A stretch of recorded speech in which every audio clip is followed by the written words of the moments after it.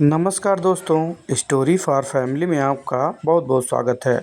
आइए देखते हैं एक और नई कहानी। गरीब भाई की अमीर बहन। किशोर और पिद्दी दो भाई बहन थे। पिद्दी बहुत खर्चीले स्वभाव की थी।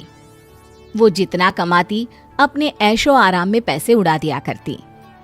लेकिन किशोर समझदार था, घर को साथ लेकर चलना जानता था। अपनी बहन के जितना कमाता तो नहीं था, लेकिन फिर भी वो किसी तरह घर का खर्च चला लेता था। एक दिन पिद्दी किशोर से कहती है, किशोर, तुम थोड़ा ज्यादा क्यों नहीं कमाते?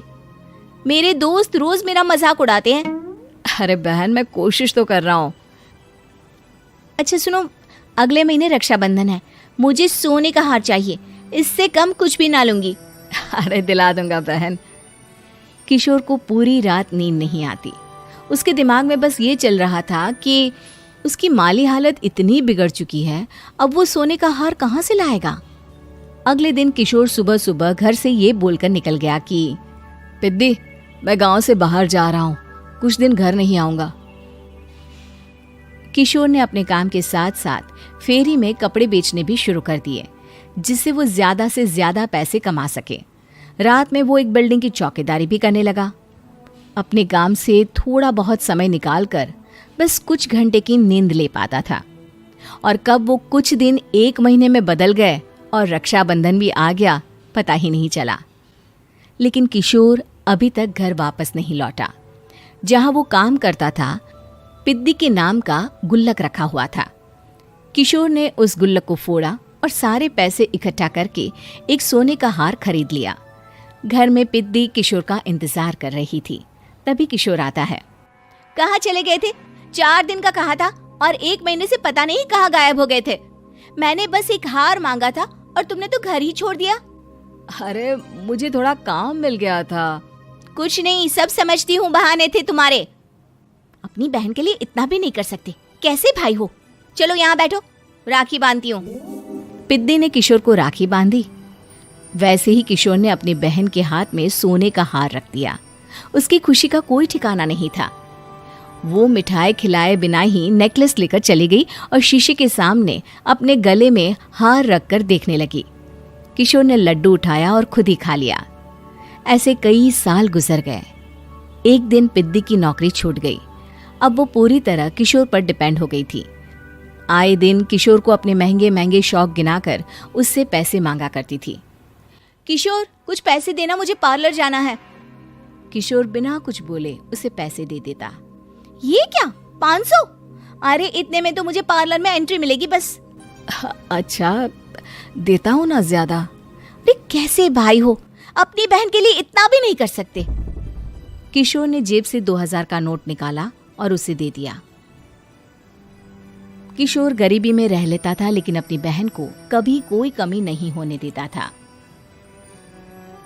बेटा, पिद्दी तुम्हारी बहन है, उसे कभी किसी चीज की कमी मत होने देना और उसका ध्यान रखना, क्योंकि भाई का फर्ज होता है अपनी बहन का ध्यान रखना। किशोर ने माँ की कही ये बात हमेशा के लिए याद कर ली थी। शायद माँ की इसी बात की वजह से किशोर पिद्दी की हर जिद पूरी करता चला आ रहा था। किशोर, आज मैं अपने दोस्तों के साथ पार्टी करने जा रही हूँ, मुझे कुछ पैसे दो ना। किशोर पिद्दी को समझाता है, लेकिन पिद्दी नाराज होकर चली गई और अपने कमरे में सुबक सुबक कर रोने लगी। किशोर अपनी जेब से कुछ पैसे निकालता है और पिद्दी को दे देता है। किशोर खुद कभी अच्छे कपड़े नहीं पहनता, लेकिन पिद्दी को राजकुमारी की तरह रखता। पिद्दी के जाने के बाद किशोर अपने काम पर निकल गया। एक तरफ पिद्दी अपने दोस्तों के साथ मस्ती कर रही थी, तो वहीं दूसरी तरफ किशोर पैसे कमाने के लिए कड़ी मेहनत कर रहा था। कुछ और दिन ऐसे ही बीत गए। एक दिन पिद्दी एक लड़के को लेकर घर आई और उसे किशोर से मिलवाया। किशोर, मुझे इस लड़के से शादी करनी है, लेकिन इनके मम्मी पापा बोल रहे हैं कि उनको दहेज में एक कार चाहिए, तभी वो मेरा और पंकज का रिश्ता कबूल करेंगे। लेकिन बहन, कार खरीदना कोई सब्जी खरीदने के बराबर तो नहीं है। अरे कैसे भाई हो तुम, अपनी बहन के लिए इतना नहीं कर सकते? देखो, मैं ज्यादा इंतजार नहीं कर सकती, तुम्हें 1 साल में मेरे लिए कार खरीदनी ही होगी। अच्छा पंकज, एक काम करो, कल तुम अपने माता पिता को घर बुला लो, मैं उनसे तुम्हारे और पिद्दी के रिश्ते की बात कर लेता हूँ। अगले दिन किशोर के छोटे से घर में पंकज और उसके माता पिता आते हैं। बेटा, तुम्हारी बहन ने हमारी शर्त तो बता ही दी होगी। जी बेटा, तुम तो इतने छोटे घर में रहते हो, दहेज कहाँ से लाओगे? मैं अपनी बहन की खुशी के लिए सब कुछ कर सकता हूँ। पंकज और पिद्दी का रिश्ता तय हो जाता है। किशोर अब अपनी क्षमता से 4 गुना ज्यादा काम करने लगता है। सुबह सबके घरों में न्यूज़पेपर फेंकता, दिन में मजदूरी करता और रात में चौकीदारी करता। खूब मेहनत करके किशोर ने अपनी बहन की शादी के लिए पैसे जुटा लिए। उसने अपनी बहन के लिए कार खरीद ली।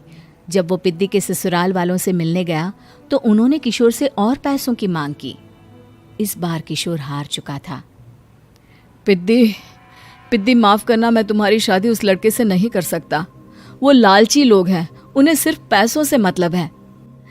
देखो किशोर, मैं पंकज से ही शादी करूंगी।